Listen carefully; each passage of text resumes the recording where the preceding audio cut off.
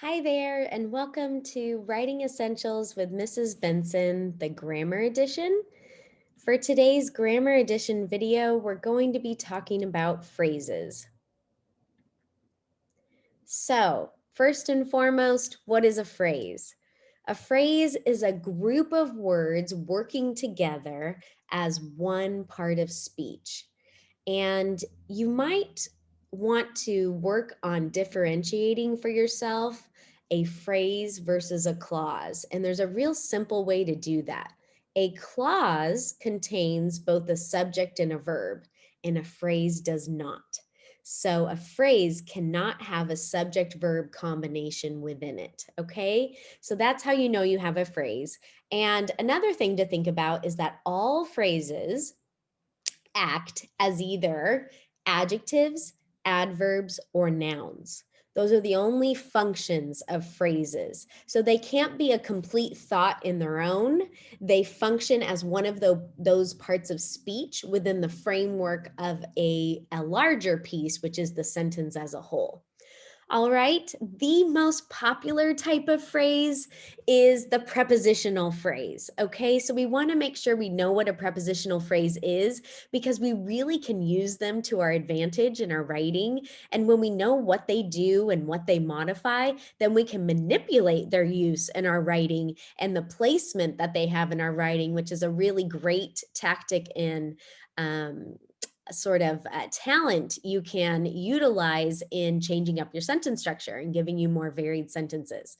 So what is a prepositional phrase? Well, a prepositional phrase is essentially two components. It's a preposition and an object. And you might be asking yourself, well, what is a preposition? So let me just recap what that is. As far as one of the 8 basic parts of speech, a preposition is a word that shows the relationship between a noun or pronoun and some other element in the sentence. So a preposition is really a relating word, a relationship word. And there's quite a few of them. Look at this list here. And this is not exhaustive and a little cut off, but it gives you a sense that there's a lot of prepositions. And they're often seen as those little small, tiny, ticky-tacky words: at, on, in, to, up, out, like, from, for, those are all prepositions. And they show relationship, right?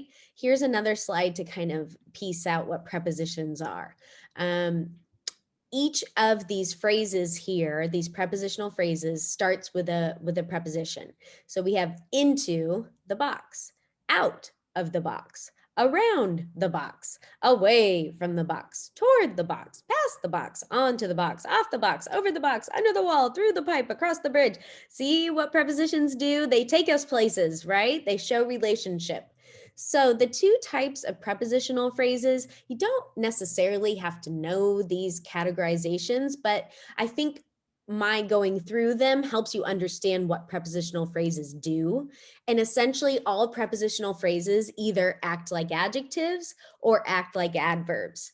So if you have a prepositional phrase that's acting like an adjective, which we call an adjective phrase, it's basically modifying or attached to, giving more information about a noun or pronoun. So take a look at the samples here. Some of the students are leaving. I could just say some are leaving, but some is an indefinite pronoun that doesn't give me a lot of information. So by putting the adjective phrase of the students, I'm getting much more information about some. It's modifying some and it's telling me a lot about what that some is all about. The beginning of the movie was slow. Again, I could just say the beginning was slow, but the prepositional phrase has a very important function. It tells me more information about beginning. What beginning? The beginning of the movie. Adverb phrases, which are just prepositional phrases that act like adverbs, do a very similar thing, but they modify what adverbs modify, which are verbs, adjectives, and other adverbs. So when I think of adverbs, I think about the questions that they answer: how, where, when, why, to what extent, and how much. So that's what prepositional phrases that act like adverbs do. For a long time, he was happy with his life. So for a long time tells me the extent or the length of time. And then happy, what kind of happy, the degree to which he was happy. He was happy with his life. So prepositional phrases are certainly a very, very popular type of phrase, and we use them very often. Now, something to think about with prepositions as far as writer's craft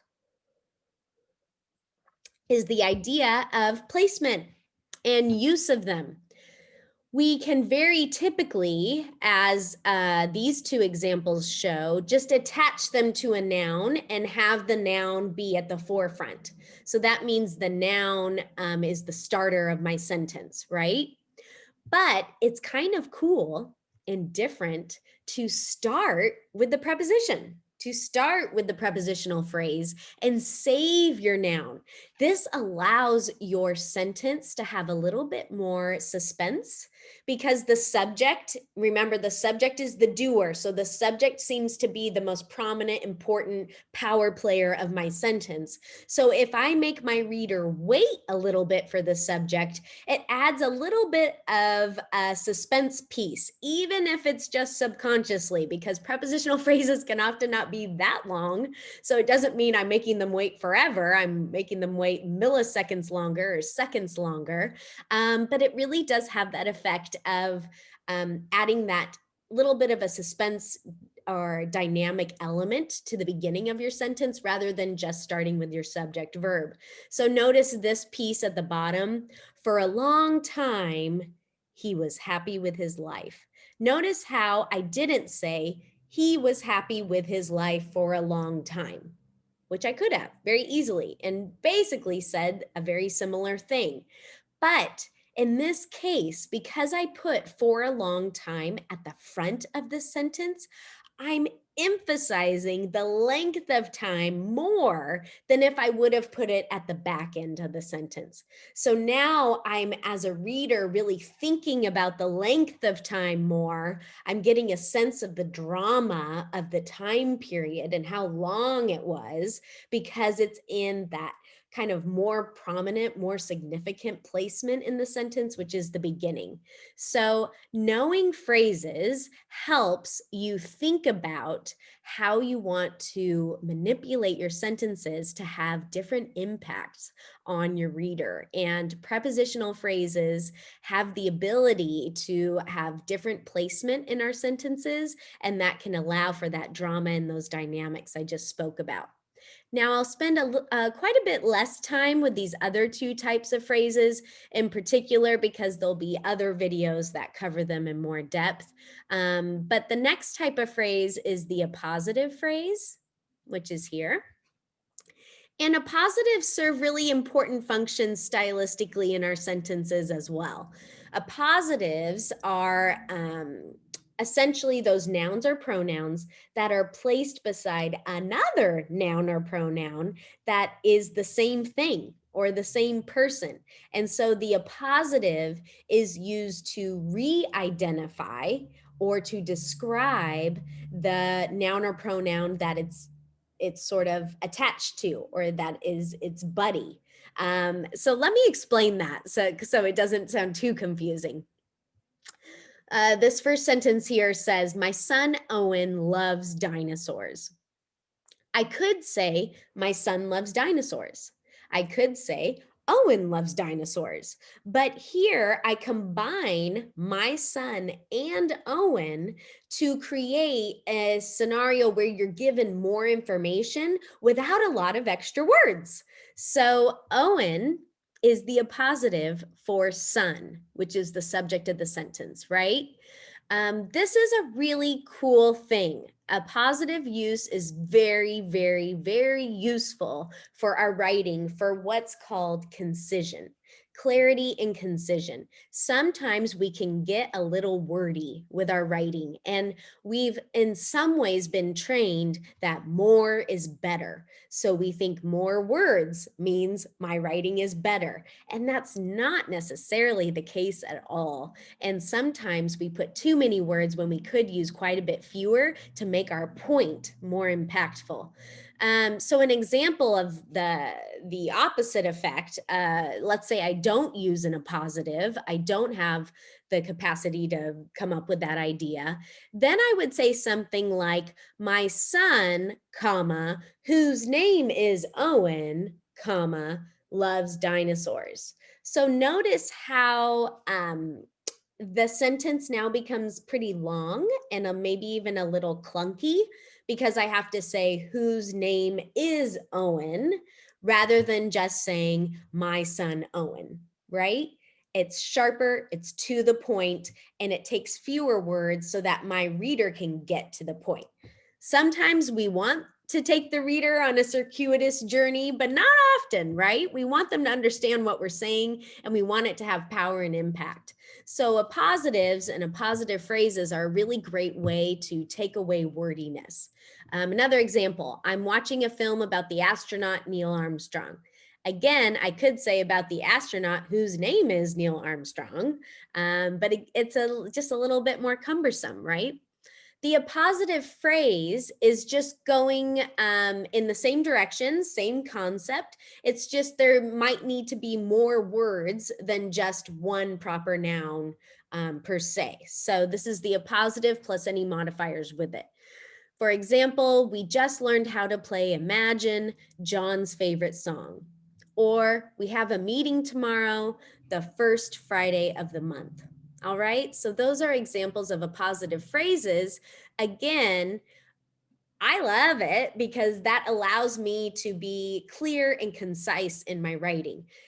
For the last example there, we have a meeting tomorrow.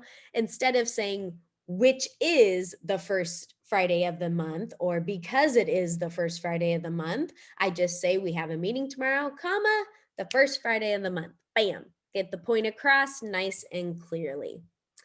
All right, the last type of phrase, which we're not going to spend a lot of time on in this video because it kind of needs its own video to cover, is the verbal phrase, which is one of my favorites. I just love verbals. I think they're such a powerful writing tool and an important grammatical concept for you to know in order to heighten just the interest level of your writing. But verbals are when we take something that looks like a verb, but it's not used as a verb in the sentence, and we're really using it as another part of speech. And what we talked about at the beginning of this video is that all phrases are either nouns, adjectives, or adverbs. So here's where I take something that looks like a verb, but I use it as a noun, adjective, or adverb in my sentence. And they're really fun to use and a great tactic when you're creating sentences. So make sure to watch that video. But the three types of verbals are participles, gerunds, and infinitives. All right, make sure you're utilizing those phrases. Take care, and I'll see you next time.